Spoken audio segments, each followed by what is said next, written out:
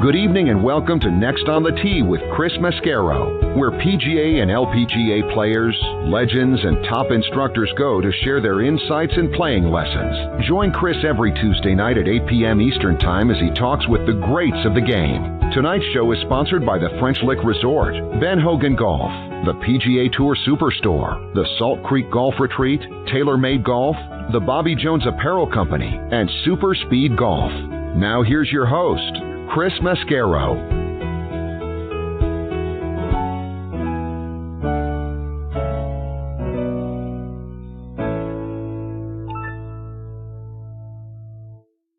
Good evening, folks, and welcome to Next on the Tee. I am your host, Chris Mascaro, and I hope all of you had a wonderful Thanksgiving holiday. On top of all of the great food, football, and family, I hope you got an opportunity to go out and play some golf. And as I said to you guys last week, I am so thankful for a great family, great parents, a wonderful wife, 3 great kids that I've been blessed with. And I got to spend some time with all of them last week, which was great fun. So now we march on towards Christmas or Hanukkah, Kwanzaa, Festivus, whatever holiday you choose to celebrate, right? So soak in this time of year, folks. It is a truly magical season, and it's my favorite part of the year. So I hope all of you have a very blessed, happy, safe, and successful holiday season. Tonight, we got a special show in store for you because I get 2 of my all-time favorite guests with me tonight. Plus, we get to make a new friend a little bit later on in the show. My first guest is going to be Mitch Laurance. You guys know how much I love Mitch and his brother Matthew, 2 of the finest people that you get to meet in this life. And like I tell Mitch all the time, really good to be him. He recently went back and played Pinehurst number 2, which we'll hear about. Also want to get Mitch's thoughts on the match, right? The Tiger Phil event from last Friday. Plus, I'm going to throw him a few curveballs tonight. Go check out my Twitter feed at CT Mascaro or my page on Facebook, and you're going to see one of the things we'll talk about. And really looking forward to having Mitch back on the show with me here in just a few minutes. Following him, I'm going to get a return visit from one of the top instructors on the planet, and that's Tom Patri. Today, GolfTec magazine, oh, by the way, named Tom one of the top 25 instructors, which is very richly deserved.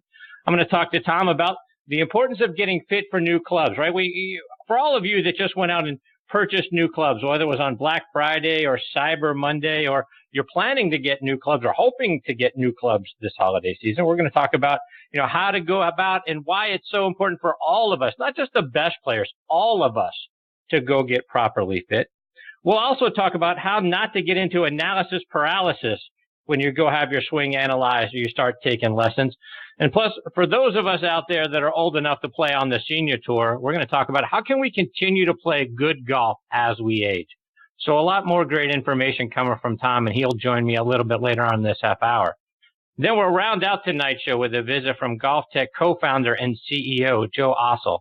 I'm going to talk to Joe about, hey, you look at his career. Went from graduating from Mississippi State's golf management program to being Colorado's PGA Teacher of the Year only 4 years later. So we'll talk about that. We'll talk about how he got the idea to start GolfTec, where did that come from, and how they've become the world's largest employer of PGA professionals and the amazing technology they have to show all of us what it's going to take for you and what numbers we need to get, right? You talk about all the numbers and all the analysis and all the tools, right? What numbers do we need to show? If we're a 20 handicap, we want to get to 10. And then from 10, if we want to get down into the low single digits. And then what do the pros do? What numbers are they seeing when they're on the different golf, whether it's TrackMan or whichever analysis tool that they use. So we'll talk about all of those numbers and a whole lot more when he joins me about 40 minutes from now. So a lot more great stories, information, and tips coming your way tonight on this edition of Next on the Tee. And again, thank you so much for tuning in and taking the journey with me tonight. Before we get started, now here's where I would typically remind you about Mitch Laurance's great podcast, Talking Golf Getaways, but since he's joining me in just a few minutes, I'll save that for his intro. But I will remind you about his twin brother, Matthew, and his show, Backspin Golf, which is on hiatus for a couple of months, which you guys all know is driving me nuts. But, Matthew is ruining my Sunday mornings, but his show is absolutely fantastic. It typically airs on ESPN Radio AM 1300 up in Lexington, Kentucky. And you can, go online still and listen to his shows, those archived episodes as a podcast by going to WLXG.com or doing what I did, which is download the WLXG app. Again, it's called Backspin Golf. And again, you can stream this season's shows as a podcast on WLXG.com or on the WLXG app. And folks, as you know, we are sponsored by the French Lick Resort. Let's hear a word from our good friend Steve Rondinero about all the great things they've got going on up there. Play legendary golf at French Lick Resort, the only place in the country where you can play courses by two Hall of Fame designers on the same property. Our Pete Dye and Donald Ross courses offer two very different challenges. Experience them both and save with our Hall of Fame package. Our two historic hotels are unique as well. Cap it off with a fun visit to the French Lick Casino. Check us out online at FrenchLick.com. Bring a group and save even more. Play legendary golf this season at French Lick Resort. Yeah, folks, be sure to go online to FrenchLick.com to see for yourself what a wonderful place it is and to book your stay as well. I also want to tell you about our good friends at the Ben Hogan Golf Equipment Company. Now, folks, if you haven't hit Ben Hogan irons since the 80s or 90s, do yourself a favor. Get a demo iron from either their Fort Worth, PTX, or New Edge irons and go out on the range and compare them to whatever you have. All Ben Hogan irons and wedges are handcrafted one at a time in their Fort Worth, Texas factory. No mass production, no shortcuts. Now you can order custom-made irons, wedges, and hybrids by going online to benhogangolf.com. And they're going to build those clubs to your specification. And best of all, charge you a fraction of the typical retail price. Check out their complete line of forged irons, wedges, utility irons, hybrids, bags, and accessories, again, by going online to benhogangolf.com. Please also check out the Bobby Jones Apparel Company by going online to bobbyjones.com. Their holiday collection is out. A tribute to the golf films Bobby Jones made with the biggest stars from the early 1930s, resulting in a renewal of authentic sportswear for many roles that, he played and we all play in life. See it online by going to bobbyjones.com. All right, now back with me here on the French Lick Resort guest line is Mitch Laurance. And as you guys know, I'm a huge fan of the Laurance brothers. Mitch has become a really wonderful friend. You typically hear me mention his show, Talking Golf Getaways, every week at the top of the show because, A, it's fantastic, and B, I listen all the time. When he comes on the show, it is just so much fun for me. It's always a special segment. You go back and you listen to his shows. Again, fantastic. He marries golf, travel, and even food at some of the best resorts around the world. And their show is available as a podcast on golfnewsnet.com, Audio Boom, iTunes, Stitcher, really anywhere you choose to consume your podcast. And beyond the show, you'll probably recognize him from his acting days in TV and in movies. He was in things like Santa Barbara, The Hand That Rocks the Cradle, One Tree Hill, Dawson's Creek, From the Earth to the Moon, In Living Color, Not Necessarily the News, L.A. Law, The $25,000 Pyramid, which we'll talk about shortly. And I'm really thrilled that Mitch has taken time out of his night to come back and be a part of the show. Hey, Mitch, how are you, my friend? I'm doing great, Chris. How are you? Thank you for those words. I always say it, but you are the best. You're seamless, man. I appreciate you saying that, my friend. So, Mitch, I want to start our time tonight, first of all, by getting your thoughts on the match. Did you watch the Tiger and Phil match last Friday? Did they play? Geez, I hadn't heard the about rumor that. has it they played a golf match. I hadn't heard about that. That's amazing. Yeah, I watched it. I wasn't one of those people. I was interested when it was first announced, and there was a couple months of back and forth, good, bad, all the chatter about it. And from minute one, I was in. Because the way I've always looked at this kind of stuff, and you can nitpick about various little things, but in my mind, I said, okay, we've got a chance to watch two of the greatest golfers that have ever picked up a club go after each other. And when I saw it was $20, I thought all the people that are railing about spending $20 on this, they think nothing of going to a really bad movie and then spending another $20 on popcorn. And all the myriad ways that you kind of waste money. If you're into golf and you want to watch something different and hopefully interesting, and we can get to that in a second, why wouldn't you watch it? So I was in from the beginning, and I definitely watched it. I have thoughts about the production, which I won't go into here. Okay. Because I don't think it really serves. I think everybody's got an idea of what they liked and they didn't. What I thought about the actual event, and I had a feeling it might turn out to be that way, although I hoped differently, was that you had two guys with very different personalities. You had Phil, who's been involved in high-stakes gambling, well-known, on record. And that's a whole other kind of story that we don't need to go into here, but very comfortable all the time playing for a lot of money. And a lot of times his own money. And I know he has a lot of it, but he's used to playing for it. Tiger, obviously, he'll play for his own money too. He has a lot of games when he's out with his friends and everything else. But to me, he was the kind of intense grinder competitor, as opposed to Phil, who's the talking guy and loves to chat. And his whole way of relaxing is to do that. So I was interested to see how they'd handle that. And it kind of turned into what I thought it would turn into, which was Phil, especially at the beginning, much more talkative. Tiger talkative at the beginning and then kind of got into his own space. And I think what I lost during the 4.5 hours, and what makes this format tough to me is, and I was talking to my wife about it too, when you only have two guys and they're walking and it's 4.5 hours, you better be locked in. You better be interested. They better be interesting, because as opposed to a regular tournament, or even a team event like the Ryder Cup, if a couple of guys are playing badly in the singles on Sunday, you go to another match. Here, we didn't have that choice. So I think everybody realized these guys were not playing their best golf. They weren't hitting shots we were used to seeing. They were missing putts. And until 17, and my podcast partner, Darren Bunch, he was there. He got to go and he filed some great reports, which people can find on Golf Newsnet. But his whole point, and I had to agree with him, when Tiger chipped in on 17, that's what we had wanted to see for the previous 16 holes. And we really hadn't gotten it. We expected to see a birdie out of Phil or hoped to see it. That was anticlimactic on the first hole. And it kind of followed that pace. But on 17, we got a taste of it.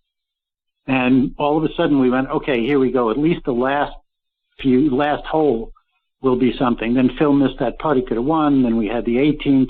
Then we had the overtime playoff combination of mini golf and driving range holes to decide the whole thing. So I guess, in my mind, I played Shadow Creek and loved Shadow Creek. Darren and Brian Orr, our golf photographer extraordinaire, went out and played it. We had an absolutely phenomenal time. It's an amazing place in the middle of the desert, and I'm glad people got to see that part of it.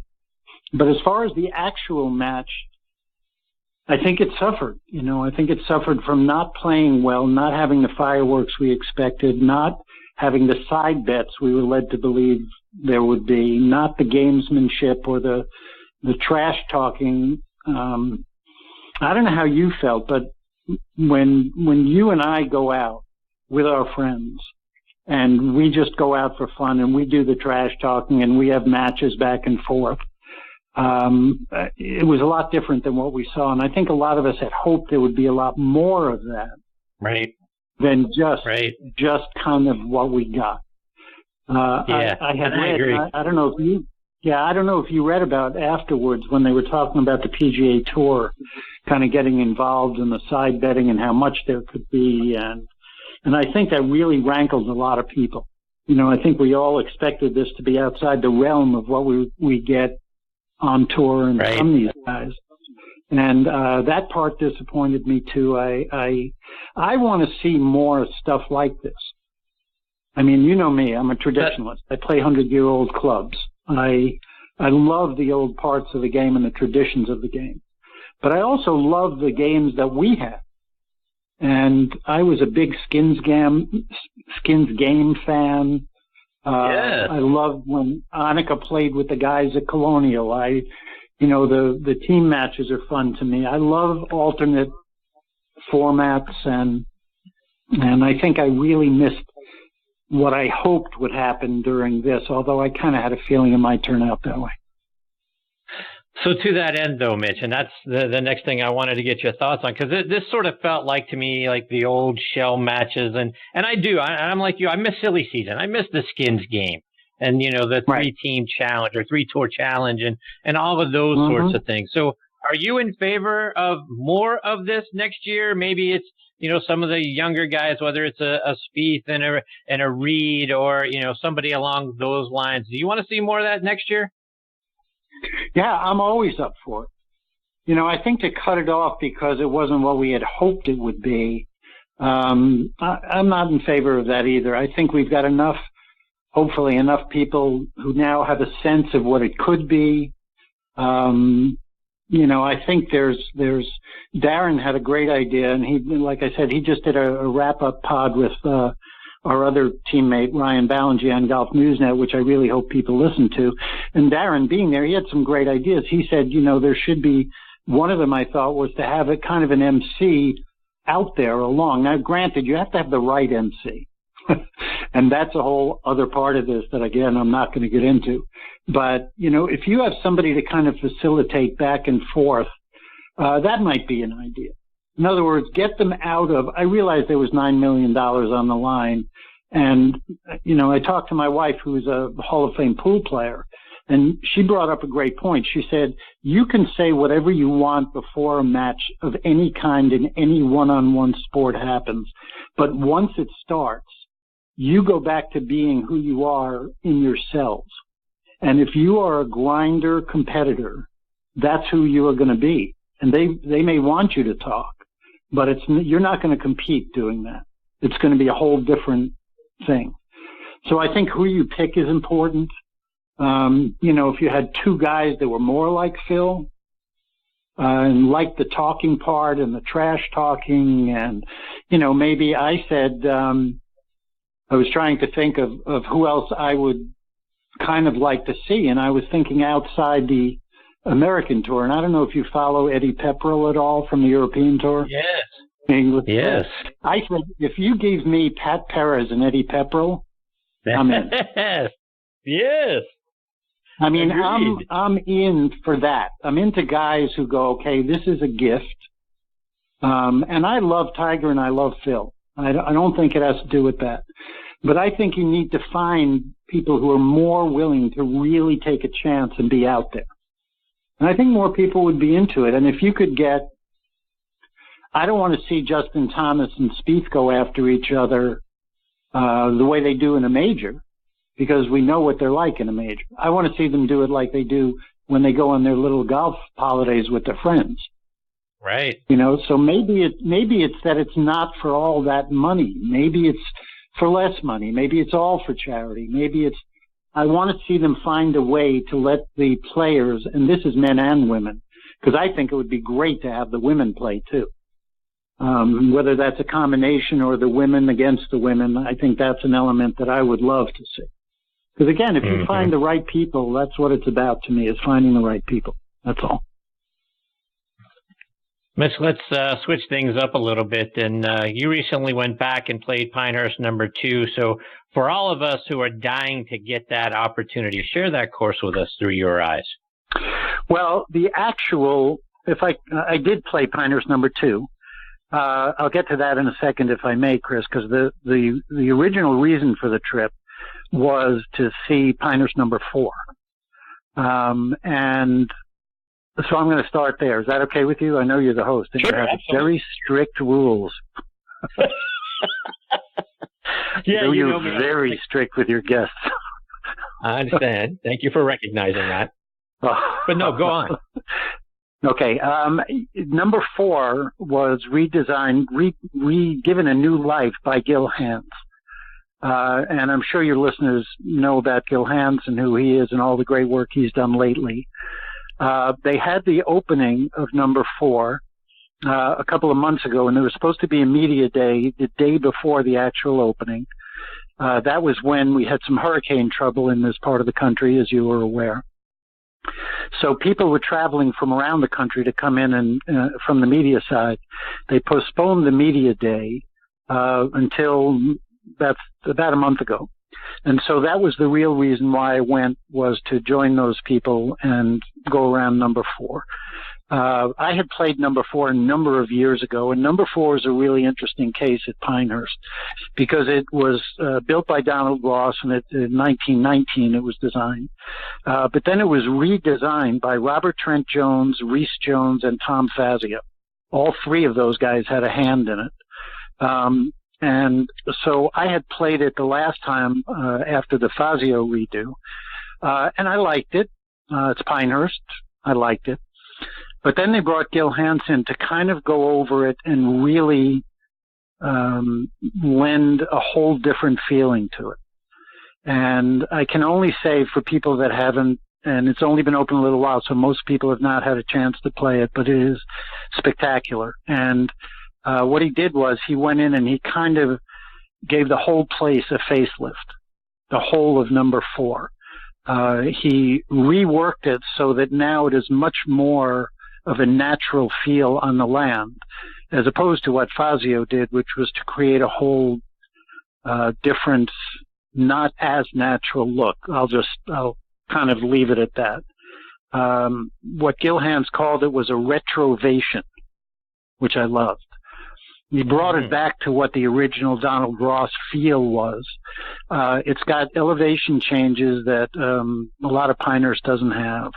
There's a central area around the lake that's absolutely beautiful, great holes to play. It's fun. It's player friendly. It's just, I was really blown away by what Gil Hans did there. It goes along with the Cradle, which is the short 9-hole course that Gil Hans designed right by the clubhouse at Pinehurst. And that's a fantastic experience also. I won't get into that as much, but he came in, did the Cradle, it's called, first, par 3, short 9-hole course that's incredibly fun. And that was done on the land of the really original first Pinehurst course, which was built by a guy named Leo Culver. And so they took that, they made a par 3. There's a huge, giant putting green called Thistledew, which Gil Hans and his team did also. So they've added these 3 elements to what was already a great Pinehurst destination.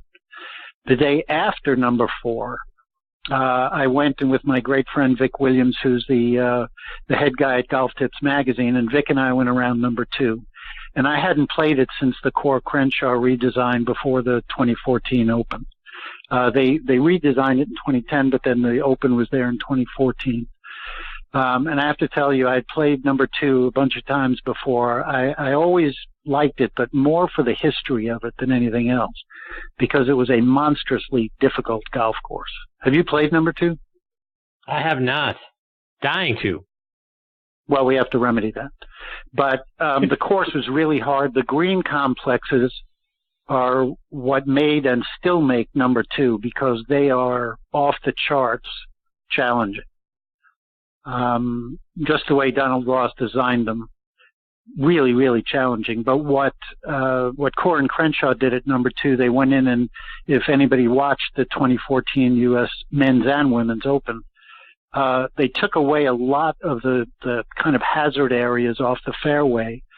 They brought back the waste areas. There's still grass in there, but you can play out of it. It's a lot more player-friendly tee to green. The greens are still the challenge, and they always will be. It's a course that, the way Vic and I talked about it, and we said, this is like being a prize fighter and loving fighting. You get beat up, but at the end of it, you go, man, that was fun. And that's kind of what you feel like at number 2. Because even if you're a great golfer, it's still a big challenge. And for us, it's everything you want. But the history in all of Pinehurst is what it's about, and certainly at number 2. And now number 4 again. And they've raised the level of the whole destination of Pinehurst. That's really my takeaway. They are investing in a whole new generation of people coming to Pinehurst and enjoying it. They have fun with the Cradle and this putting course like they never had there before. There's kids there. They're playing the Cradle barefoot with music. The day I got there was a yoga class on the driving range at the Cradle. There were about 50 yoga mats out there. I mean, they're doing stuff that they never did. And before we leave this, if I can add one note also, they opened a place called the Pinehurst Brewing Company. I know you'll like this. Mm-hmm. This is a couple blocks from down in the village of Pinehurst, what used to be the steam plant that opened in 1895 in Pinehurst and ran everything by steam.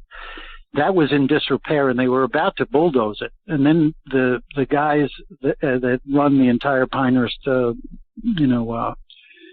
area and the destination, they decided they wanted to go ahead and renovate that, keep the history of it, and they created the Pinehurst Brewing Company, which is a fabulous restaurant and hang spot, kind of combination of sports bar and brewing company. And they've got their own beers that they're brewing now. They've got 10 huge vats and great IPAs, and we got to hang there both nights that we were there. And that's just a tip for people who are going to go to Pinehurst who maybe haven't experienced it because they don't know it's there. But it's a fabulous place. It's really a great place. Mitch, just a couple more before we let you go. And I'm going to throw you a couple little curveballs. Want to get your thoughts. First, I thought baseball season was over. Where is there more pressure for you? Playing in a celebrity golf tournament, doing live theater, or giving clues to a contestant on the bonus round of the $25,000 pyramid? Only you would come up with those three. Only you.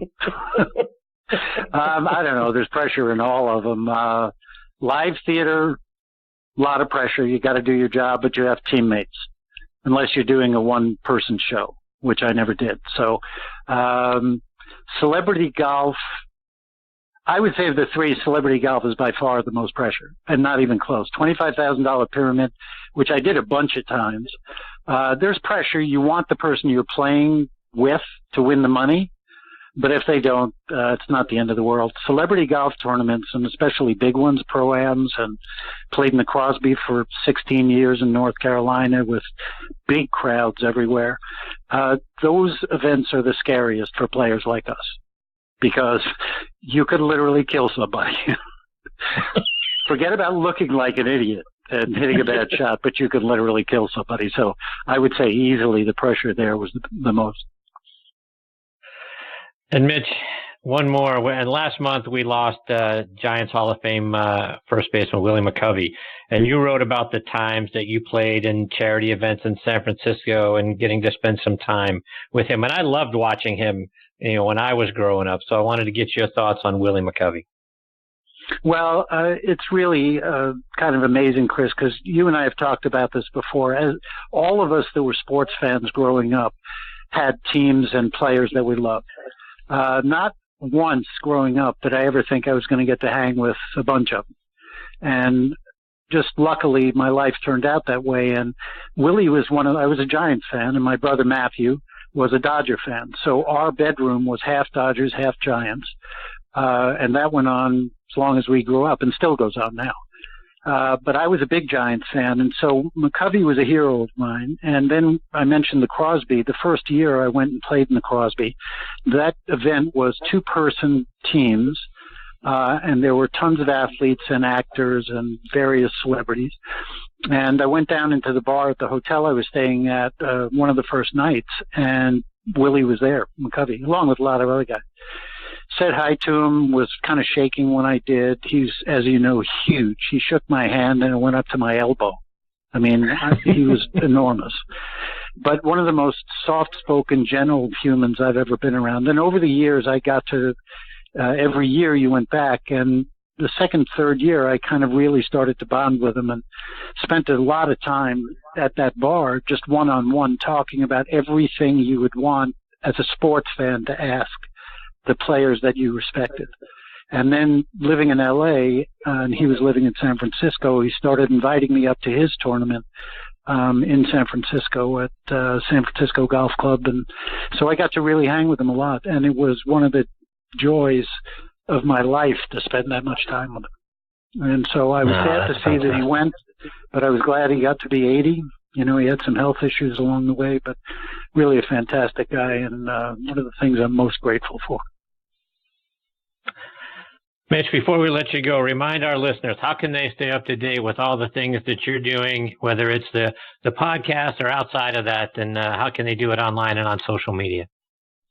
Well, the podcast is going strong. Darren and I are doing a whole bunch of new ones. We've got 120-something podcasts up, and you can find them on golfnewsnet.com or on Stitcher, Audio Boom, iTunes podcasts, wherever you, as you say, consume your podcasts. Always an interesting phrase that we use. And social media at Mitch Laurance, Laurance, on Instagram and Twitter.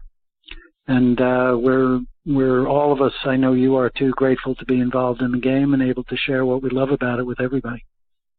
Indeed. Well, Mitch, thank you so much for taking time out of your night to come back and be a part of the show. Always a huge thrill for me to get to spend some time with you. I hope you'll come back and do it again real soon, share more of your stories and your insights with us, because you're so fantastic. Always. Love doing it, Chris, and you know how I feel about you too. You're one of the best we have. I'm glad and grateful to always share some time. Thanks, pal. You bet. Happy holidays to you and your family, my friend. We'll catch up soon. You too. That's the great Mitch Laurance. And again, his show is called Talking Golf Getaways. You can find it on golfnewsnet.com or, like you say, Stitcher, Audio Boom, iTunes, and, well, you know, like I say all the time, any place you can consume podcasts, you're going to be able to find Talking Golf Getaways. It's absolutely fantastic, folks. You're going to find out all the great insights about places to go play, stay, and like I say, even eat when you're there as well. And Mitch is one of my absolute favorite people on this planet, and very thankful to him for coming back and being a part of the show tonight. All right, I've got my next guest, Tom Patri, hanging on the line. And this segment of the show is sponsored by our friends at the PGA Tour Superstore. Let's hear a word from them, and then we'll get to Tom. This segment of the show is brought to you by the PGA Tour Superstore. See why golfers everywhere are proud to call PGA Tour Superstore their golf pro shop. Visit them online at PGATourSuperstore.com. Now back to Chris and more of the show. And now back with me here on the French Lick Resort guest line is one of the top instructors anywhere on the planet, and that is Tom Patri. I've been blessed to have Tom on the show with me tonight. We'll make 10 times, which is one of the money blessings that I'm very thankful for, and which is perfect for this time of the year because, you know, being thankful and looking at all the blessings that we have, boy, Tom certainly is one of the ones in my life. He was a Division II national champion and an All-American at Florida Southern. He was named the Teacher of the Year just about everywhere he's been. Golf Magazine has named him a top 100 teacher just about every year since 2000. Today, Golf Tips Magazine named Tom one of the top 25 instructors in America for the 2019 and 2020 seasons. He's also a contributing editor for their magazine, and adding Tom and his instruction and his tips is the reason why I became a subscriber to Golf Tips Magazine. And I am very honored he is back with me again tonight here on Next on the Tee. Hey, TP, thanks for coming back on the show. Chris, it is always a pleasure to be with you, pal. And that introduction is way too long and boring, so let's skip that in the future. That makes me cry. It's so bad. It's just awful.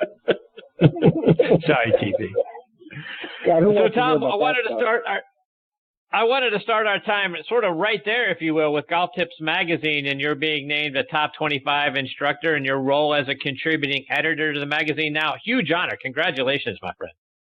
Yeah, Chris, thank you. A couple of years ago at the PGA Merchandise Show, Vic Williams, who Matt just talked about in your last segment, and I can't believe it. Actually, just on a side note, that Matthew Laurance named Willie McCovey one of his idols instead of me. That broke my heart, but Vic Williams, Vic Williams, who's a wonderful man and has resurrected Golf Tips from the ashes and brought it back and done a great job doing it. Sat with me at the show and asked me to come on board at that point to do some writing and as a contributing editor, and then asked me later on, you know, what I thought about the magazine, what direction it needed to go. And I said, every magazine has a list, and frankly, there's a lot of people out there that are really talented people and get bypassed for a variety of reasons, most of them political, if you ask me, from different lists. And some of these lists are just, they kind of make me laugh, quite frankly. But, you know, how would you construct a list, TP? How would you do it? And I sat down with Vic. I said, listen, I'd like to do this with you. And he made me a co-chairman on on the resurrection of a top 25 list. We just finished it, and he's been rolling it out, day by day this month with the list. So check it out at golftipmagazine.com. But we've really, I think, put together a list of people who are, if you look at their accolades and their background, it's maybe the strongest top 25 list there is anywhere. So kudos to Vic for wanting to do that and embracing that project. But it's been fun for both of us, and I think after January 1, you'll see that magazine change radically and really become the premier golf instruction book out there. No fluff, no advertisement, no gadget stuff. Just really good instructional stuff, and it's going to be a real go-to place for people who want to get better. And to that end, Tom, talk about the things that people are going to be able to see from you in the magazine. When I found out that you were involved and you were an editor and obviously in the top 25, boy, that got me to sign on the dotted line. Yeah, I think one of the things that Vic and I tried to embrace in putting the list together, and we talked a lot about it, was I wanted to put together a list of people who are in the trenches every day, who have been recognized for their work, who are really sound fundamental teachers, who have a real solid record of making people better. And I think a lot of these lists now, Chris, if you look really closely at them, the person is at a resort that advertises in a magazine. The person is at a destination that advertises a lot in a magazine, and that's how that list really got constructed, not because of what they've accomplished. And I'm going to get in a lot of trouble for saying that. That's okay. I get in a lot of trouble every day anyway. Who cares? So we wanted to put together not people who are at resorts necessarily, well, they could be, people who have accomplished things in the industry because the things that they write, the things that come out of their mouth, and the things that they believe in make people better. So I think that was the onus we proceeded on, and that's what people will read and embrace and realize when they see this book in the future. These people are really go-to people, people that you want to be around if you want to get better. Tom, switching gears a little bit, this time of year with, Black Friday being last week, Cyber Monday being yesterday, and the holidays right around the corner, I'm sure many people either just bought new clubs or they're hoping to get new clubs for the holidays. Talk about the importance of taking those clubs and getting properly fit. I mean, you, Chris, you're teeing this one up for me, and I appreciate that, but that's a big part of my belief system in teaching. A lot of the average golfers come to me and say to me, well, I got to get better first before I get fit. And I say, no, you got to get fit before you're going to get better. Because if the equipment doesn't allow you to swing to balance, you're really handcuffing me as a teacher. I need stuff in your hands that will allow you at your skill level, at your creation of speed level, at your balance level, to get better in all those areas. So the equipment is really vital, and getting fit for really good equipment is really vital. I work a lot with a group of guys from a place called Pete's Golf on Long Island in New York when I'm up there in the summer, and they do an incredible job. They're very fundamental. They're really good fitters. They've been doing it for 1,000 years. And if in my New York crowd, I insist that, listen, this has to happen if we're going to work together. You have to, if I detect that the stuff in the bag is really faulty for them or really out of fit for them, I really insist that they do that first before we start our journey together. So I'm a big believer in that kind of stuff, Chris. Thanks for teeing up that question. That was an easy one for me. You got to make them harder, Chris. My bad, Tom. So, Tom, you've recently made your way back down to your winter location in Naples, Florida. And for those of us that either want to escape the winter cold and need help with our swing, or we're in that area and we want to come in and get first-class instruction, to spend some time with you. Talk about the TP Golf School and what you've got at the Esplanade Golf and Country Club. Well, Chris, I gotta confess, I have a week off of the Thanksgiving holiday. I'm sitting in front of my second home with my wife in Key West, Florida. We've been on the boat fishing all week. I haven't touched the golf club in 8 days. I feel like a junkie who's coming off a heroin addiction. I'm just starting to stop shaking.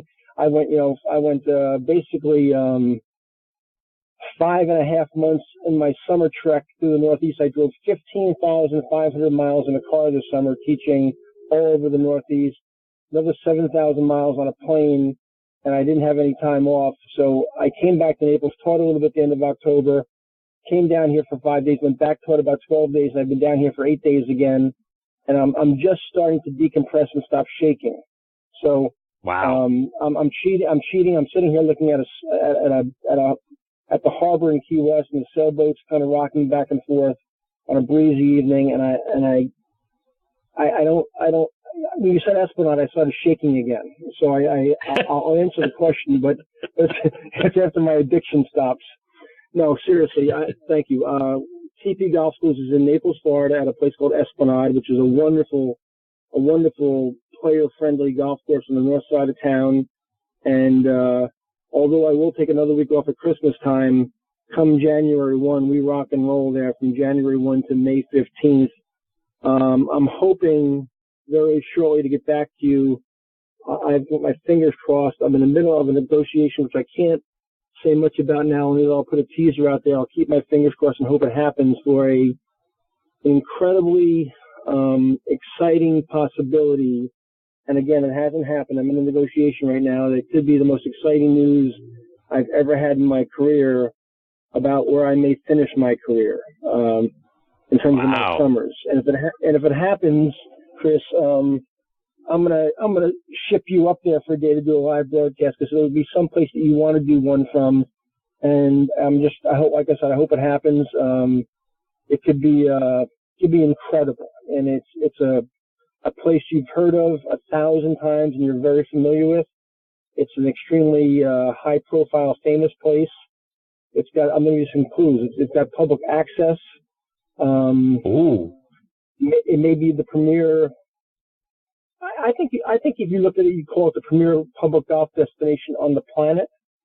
And they've never had a director of instruction, and they're thinking about blowing up that situation and making it really special. And I'm hoping to be part of it. So we'll see if it plays out. I might be getting way out ahead of myself and have egg on my face, but the negotiation has gone quite well so far, and I'm flying to this destination in the middle of December to hopefully, fingers crossed, close the deal. But in the meantime, like you just said, Esplanade from January 1 to May 15th will always be my winter destination. For those trying to get out of the cold Northeast or cold wherever they are, Chicago, wherever, Naples is not exactly hard duty. I call it paradise. We're already booking January through May very actively. We always get, it's always funny because people will get past the holiday and then all of a sudden it kind of clicks in. They go, okay, my golf, where am I going to go? What am I going to do? And typically January 1, I wake up and the email box is tripled that morning and we go. But we're already, because of the cold snap in the Northeast already, we've already gotten a bunch of those emails and we're already active. So if you're looking for a spot, don't wait too long, because I hate nothing more than disappointing people and turning them away. Well, TP, I got my fingers crossed on the new deal, so looking forward to hearing all about that. So good luck in the next couple of weeks, and hopefully when you're ready, you'll come back and make some announcements here on the show. I'd love to hear all about it, my friend. I'd be happy to make the first announcement with you if it happens, Chris. Tom, for our listeners who are like me, ready for the senior tour age, right? We're 50, 60, even getting into their 70s, like my parents who both play the game. Give us some tips for how we can continue to play good golf, far into our senior tour age years. I think you're taking a shot at me, Chris, because October 6th I turned 60. So just calm down there, pal, and be nice to your parents. Okay. It's funny when I have junior golfers come to my team now, which is still my favorite thing to do. They call me Mr. Patri, and it makes me quiver. It actually makes me quiver. I had the neatest little brother and sister team from Orlando come see me last week. I think they were 9 and 11. They've been wonderful young kids and two young talented kids, and the new students of mine. And the little girl asked me if I was when my 100th birthday was going to be. I almost fell out of my wheelchair. But senior golf is an interesting thing. I mean, I have obviously becoming extremely aware the last 15 years of my life of this thing called the aging process. And I've really devoted so much of my time to figuring out ways for my senior players, and I call senior 50 and above, to either slow down the clock tremendously, if not stop the clock, and gain some extra mileage. So, but so many of my seniors have to drink the Kool-Aid in the sense that they have to understand that, going back to your equipment comment earlier, you have to reevaluate your equipment every 3 to 5 years and minimum as things change. You have to keep up with your health and fitness. You have to keep up with controlling your weight, your flexibility.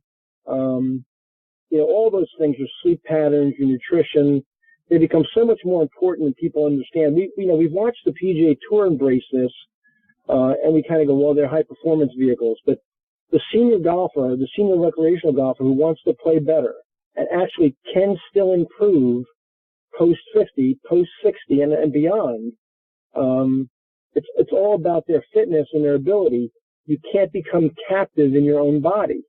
And I see so many senior men, especially, who are either overweight or don't do anything for their flexibility or their tone or anything, and they really think they're going to play better, and they're not. They're not. And I get accused of being too harsh sometimes with those guys, but I basically turn away business at times because I'm not interested in failing when somebody comes to me. To be successful as a teacher, you have to have a student that wants to be successful. And if they're not willing to buy in and drink the Kool-Aid on the fitness side, the flexibility side, the balance side, then you're going to fail. You're going to fail as a teacher. And I don't want to take anybody's check if I can't be successful with them, and I will not do that. Tom, one more before we let you go, and you're involved with Links to Freedom up in Virginia. Talk about what that is and what that program's all about. Yeah, I've got an announcement, a proposal for you tonight, Chris. I know how much the military means to you and the service these people do and the sacrifices they make and the sacrifices their family makes. And in the last 2 years, a good buddy of mine that I played junior golf with named Steve Griner, who's a PGA professional, has done an incredible job at Fort Belvoir in Virginia. And he's scraping funds together. He's got some government assistance, but not enough. And he started his own project called Links to Freedom. Fort Belvoir in Virginia is also tied to the Walter Reed Medical Center, which we all know what that is. And he gets people back who have tremendous injury, loss of limbs, post-traumatic stress disorder, suicidal tendencies, just some horrific stuff because of what they've been through and what they've seen. And it not only affects the soldier, be it male or female, but then obviously the trickle down and the effect on their families is tremendous.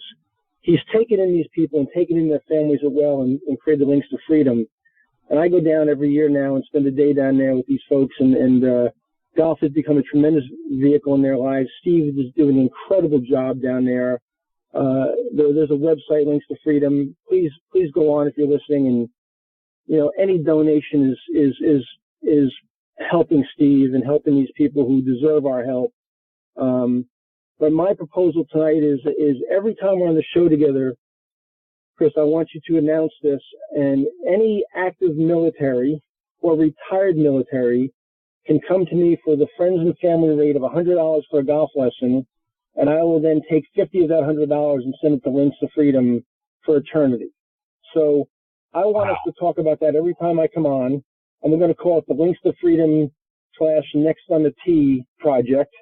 And every single military that's active or retired can come take a golf lesson from me in either my New York location or Florida, in Naples, anytime. They just have to mention either Links to Freedom or Next on the Tee, and I will charge them $100, and out of that $100, $50, I will write a check out of my business account to Links to Freedom every single time for eternity.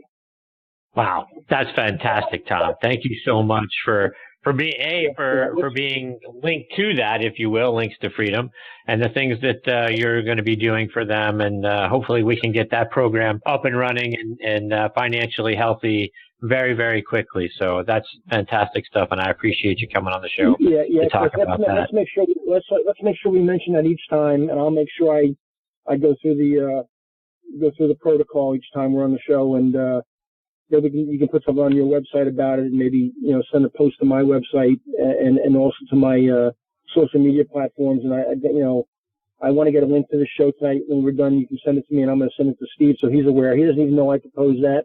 He's going to hear about it for the first time when he listens to your blog, and I'll send him the link. And these people it's incredible what they've gone through, Chris. And you've been exposed to it. You understand what I'm talking about. But people who don't see it firsthand, to just hear about it or read about it, if you don't touch it and feel it and see the pain in these people's eyes and what they've gone through and what they've lost and what they've sacrificed and how it's impacted their lives and their families, you kind of say, well, that's a heartfelt story, and you kind of turn the page. Well, folks, let me tell you something. It's incredible what these people have gone through and what they've seen and the anguish they've taken in their lives, and we need to help them. Fantastic stuff, Tom, and thank you very much for doing that. Before we let you go, though, remind our listeners all the ways they can stay up to date with all the great things that you're doing, Tom, whether it's on your website or it's on social media. Thanks, Chris. Well, the website is just simply tompatri.com, at Tom Patri on Twitter. There's two Facebook pages. You look at just look for Tom Patri on Facebook. There are 2 locations, Instagram as well. And you get out of the cold Northeast or the cold Midwest and come on down and share some sunshine. But Chris, forget finding me. They need to find you, because this show is fantastic. The people you have on are fantastic. The stuff I follow that you do on Twitter and your social media platforms is just so great for golf. People like Mitch Laurance, just wonderful guests. I mean, it's awesome. How the ESPNs of the world and the golf channels of the world haven't found you and scooped you up yet is beyond me, because there's so much, pardon me, crappy talent out there that has space on those platforms. It should be you. Well, I appreciate you saying that, Tom. That means a great deal to me, my friend.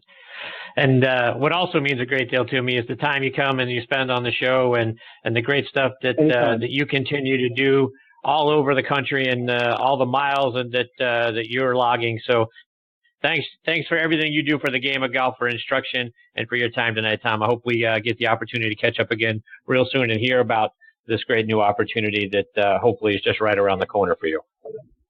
Chris, God bless you, pal. I hope to talk to you soon, man. Have a great night. Take care, Tom. All the best to you and your family. Happy holidays. We'll catch up soon. Yes, sir. That is the great Tom Patri. Patri is how he spells his last name. TomPatri.com. Great golf site. Go check that out. And, now being a top 25 instructor for Golf Tips magazine, I'm telling you, when I found out that Tom was involved in a playing editor as well, that certainly got me to subscribe. And I can't recommend it highly enough. And I can't recommend Tom highly enough. Go down and see him in Fort Myers, and then really looking forward to hearing what this great new opportunity is. Fingers crossed on that. Hopefully we get to have Tom back on the show to hear all about it here in just a couple of weeks. All right, now joining me here on the French Lick Resort guest line is Joe Assell. Let me give you some background on Joe. He earned his college degree from Mississippi State in their golf management program, became a PGA professional back in 1994. In 98, he was named the Colorado PGA Teacher of the Year. The Denver Business Journal and Golf Week magazine both named him a top 40 under 40, A, as an entrepreneur, and B, as an instructor. He's on the board of directors for the Colorado PGA. 1995, he co-founded GolfTec, and he has helped grow that organization from one person and $90,000 in revenue to a $100 million company with over 850 employees worldwide, including 400 PGA professionals. They do about 1 million golf lessons every year, and they're going to professionally fit you to your clubs as well. You heard us talk about that with Tom Patri a moment ago. 2002, he won the Young Alumni of the Year award from Mississippi State, and in 2008, Ernst & Young named him the Entrepreneur of the Year for the Rocky Mountain region. And I am very honored that Joe is with me tonight here on Next on the Tee. Hey, Joe, thanks for joining me.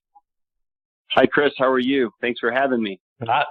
I'm fantastic. Thanks for your time. I appreciate that great introduction. It's an honor to be on your show. I thank you for that as well. That means a lot to me, Joe.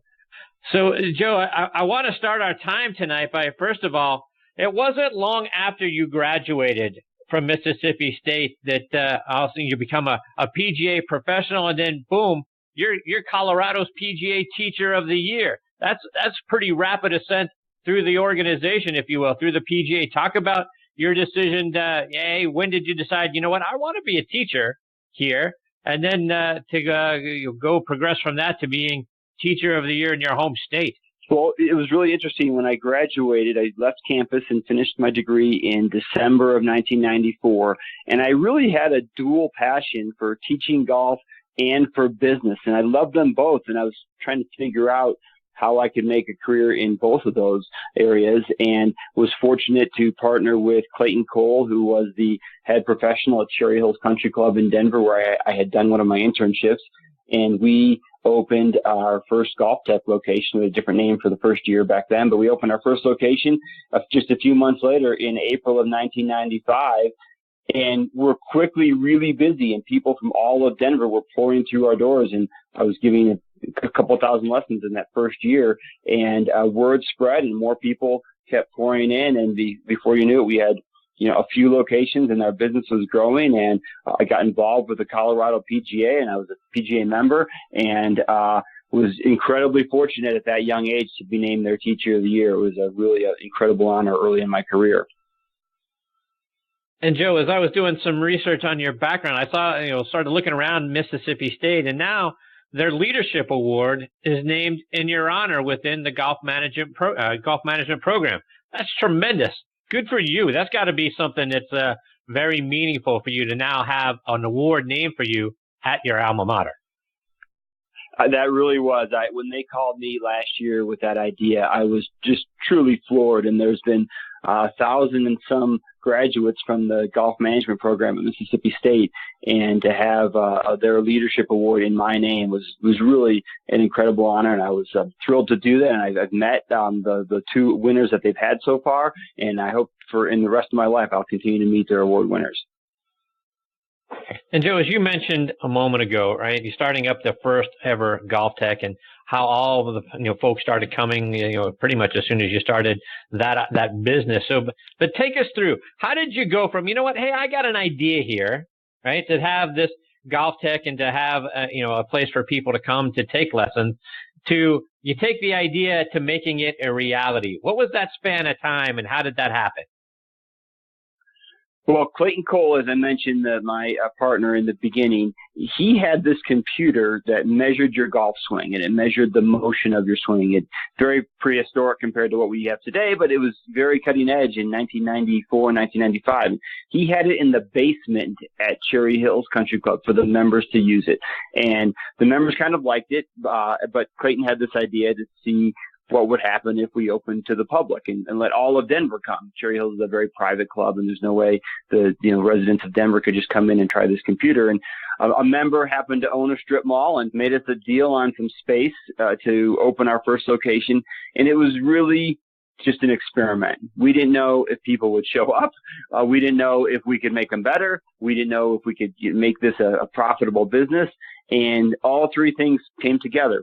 We were really fortunate in the beginning with some great PR. Both the Denver newspapers, back then there were two newspapers, we're down to one now, but both the Denver newspapers did front page stories on us in the sports section, and it just kicked us off, and we were very fortunate, and people came in, and then, like any business, you have to deliver, and people have to get better, and our combination of the motion measurement and the video analysis proved to work really well. And then once people started improving, the referrals just started coming in, and then we really built our business heavily on referrals ever since then.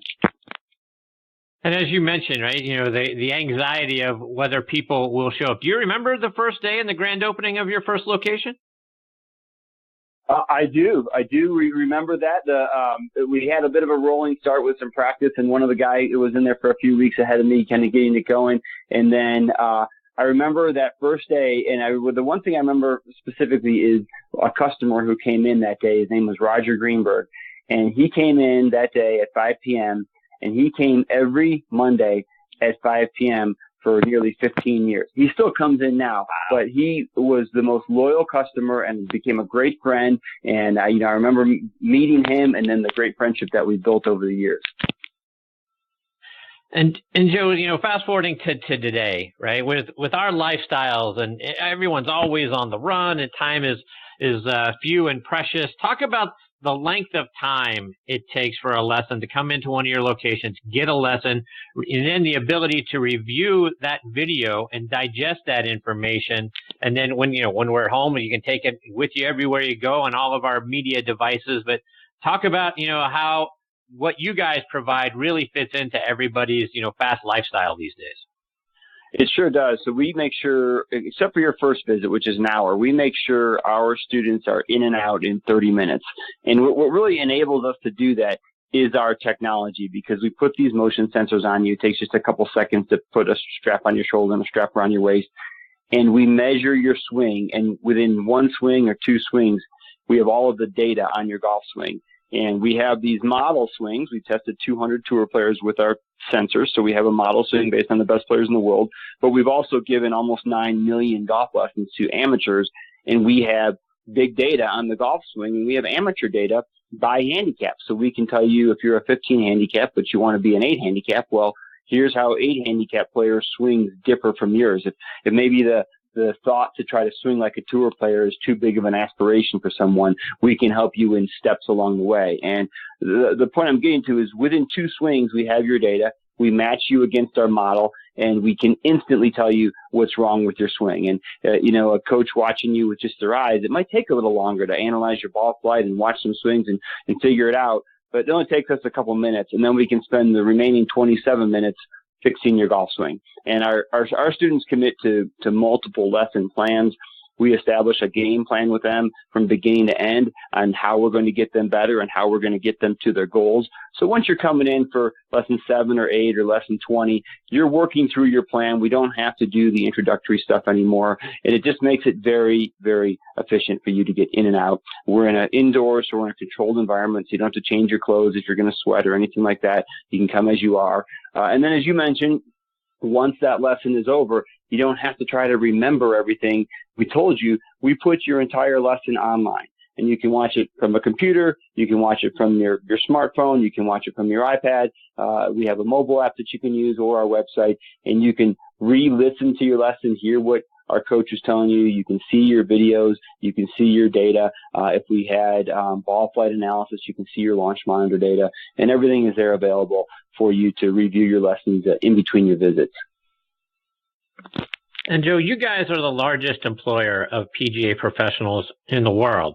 Talk about your strategic alliance with the PGA of America and how your GolfTec University helps keep PGA professionals up to date and trained.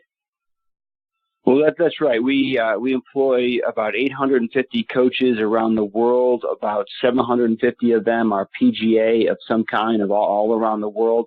And the PGA of America is our dear friend, and we do a lot with them, and we do have a formal alliance with them.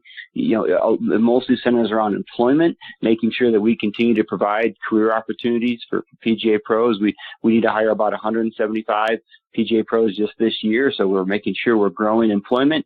And then the other aspect, as you mentioned, is education and making sure we are helping PGA pros become better and better. We've created what we call GolfTec University, and it's a month-long program that you have to go through before we allow you to teach in a GolfTec. And it doesn't matter who you are. You just had a great man, Tom Patri, on your show. He's fantastic. And if he came to work at GolfTec, he'd have to go through GolfTec University. It's a program we have for everyone. It's in Denver, where you learn our data. You learn our research about the swing. You learn how to work our software. You learn about club fitting. You learn about customer service.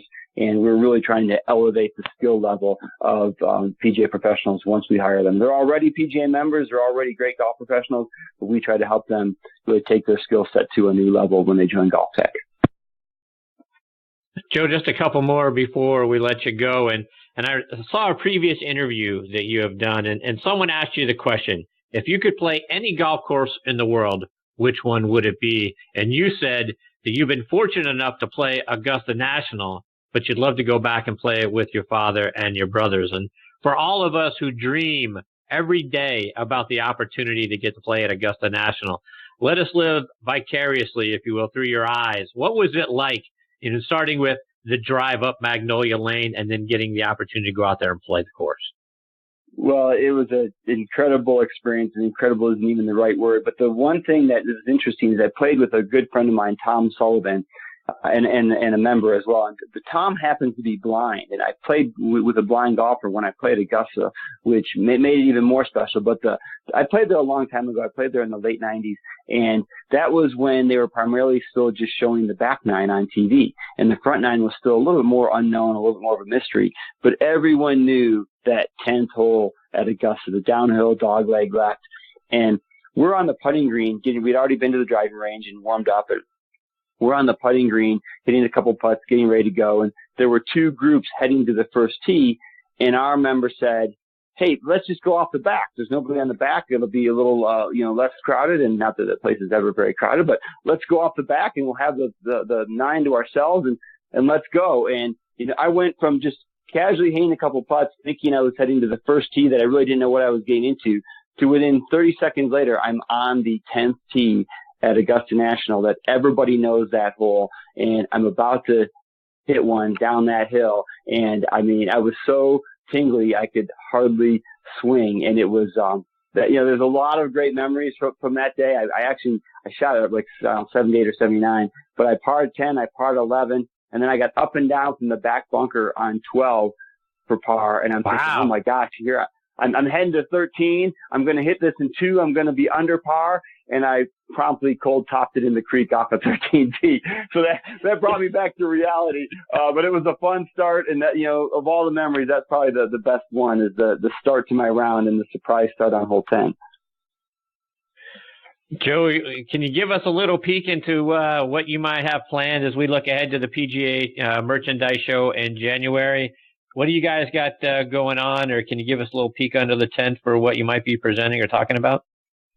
Sure. So, we have 200 GolfTecs in 100 cities around the world, and everybody we do business with is in one place for 4 days, whether it's people from the PGA or people from Callaway or TaylorMade or our partners or technology providers or PGA professionals that we employ or that might want to join our team. Anybody we work with is in one place. And I'll typically have 40 to 50 meetings in those 3 days. It's nonstop catching up with everybody that we work with. We don't always make new announcements there because it's a little more of an industry show, not a consumer show. So our new announcements are more, consumer focused. I can tell you though, this year, around the first of the year, we'll be launching both a new putting analysis software and app, and we'll be launching a new mobile app. So both of those for us are in final development and testing, and will be some big announcements for us as we roll into the first of the year. But the PGA show, it's one of my favorite weeks of the year. I'm usually on the Golf Channel, and they cover us, and it's just a great time to be with everybody we do business with around the world in one place for 4 days. Joe, let our listeners know, how can they stay up to date with all the great things that you guys are doing, what you guys have in the offering here in the not too distant future, but how can they stay up to date with all of those things, whether it's on your website or on social media?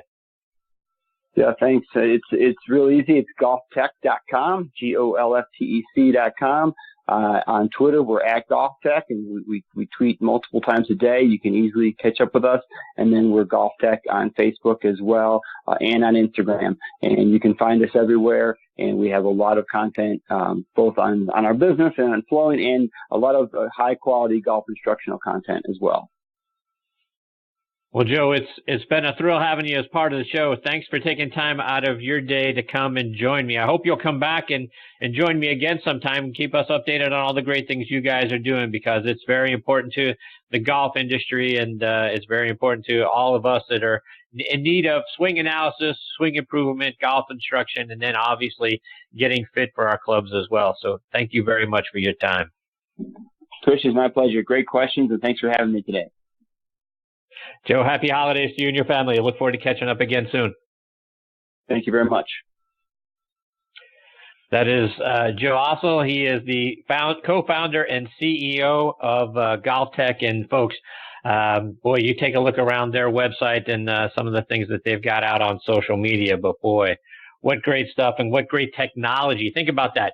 You can go in within 30 minutes, 2 swings, and they're going to tell you where you've got some opportunities in your golf swing. And then one of the things that I like that I read prior to Joe coming on the show, and then we talked about it, is the fact that not only are they going to be able to help you, you can take that with you, right? You can go home and they're going to give you a link and you're going to be able to bring that up on your tablet, your smartphone, your computer, and then continue to remember the things that they told you. That way you can take it out on the golf range with you and that sort of thing. So it's not a kind of a one and done, and now you're trying to remember, how did he tell me to do that? What did he say? What did she say? Right? You can bring that with you. So that stuff is fantastic. And then like we talked with Tom Patri, you can go in there and they're going to fit you for clubs. So when you're in the market for new golf clubs, you have the opportunity to go in there and they're going to fit you. And it's not just for one brand. They're not a Ping outlet or a TaylorMade outlet or a Callaway outlet. They're going to find what is best for your swing, whatever that brand happens to be. And then you're going to have the complete, ensemble, if you will. You're going to have perfect clubs for your swing, and then you're going to have the lessons and the video to back that up. So it's great stuff. GolfTec.com, and tech is TEC. So GolfTec.com, and then follow them on Twitter and on Instagram as well. Look forward to having Joe back on the show, hopefully in January when they're talking about all the great things that they've got coming up for this golf season. All right, folks, it is time for me to put a bow on this episode of Next on the Tee, and want to send a sincere thanks out to my good friend Mitch Laurance, my other good friend Tom Patri, and now my new friend Joe Assell for being a part of the show. Can't thank you guys enough for coming back and making us a part of your golf content this week again. Please give me your thoughts. Check out our page on Facebook, Next on the Tee with Chris Mascaro. You share your feedback, your comments right there on the page. Plus, if you've got a question for one of our guests, whether that's a previous guest or a future guest, please let me know. Be glad to get that question answered for you. Please check out our website, nextonthetee.net. That's where you're going to find our schedule right there, plus links back to our page over on Podbean, so you can listen to any of our nearly 300 episodes, any of our archive episodes for free by going to our site or going over and looking us up on podbean.com. Can't thank those folks enough for featuring us right there prominently in their golf section. Please also check out our sister show on the football side, Thursday Night Tailgate, with me and my co-host Bob Lazzari and our announcer Joe LaJanusa. That show airs live every Thursday night from 8 to 10 p.m. Eastern Time. You can stream it live on Blog Talk Radio, or again, you can find that show as a featured podcast in the NFL fan section over on Podbean. You can find us also all across the net, whether it's on iHeartRadio, Audio Boom, Spreaker, Stitcher, TuneIn, where just about anywhere you're consuming podcasts, you're going to find Thursday Night Tailgate and this show Next on the Tee. On Thursday Night Tailgate, we're joined every week by 5 NFL legends who come on and share stories from their playing days, plus give us their insights into what's going on around the league now. Plus, we also highlight 2 players doing great things in their communities in our Spotlight on the Positive segment. Again, that show available online on our website, ThursdayNightTailgate.com. Over on Podbean, this show, nextonthetee.net, also on Podbean as well. Folks, thanks for choosing to listen to this show tonight. We know you got thousands of shows and podcasts to listen to. We really appreciate the fact that you are making Next on the Tee one of them. Until next week, hit 'em straight, my friends. You've been listening to Next on the Tee with Chris Mascaro, where PGA and LPGA pros and top instructors and media members go to tell their stories. Join us the same time every Tuesday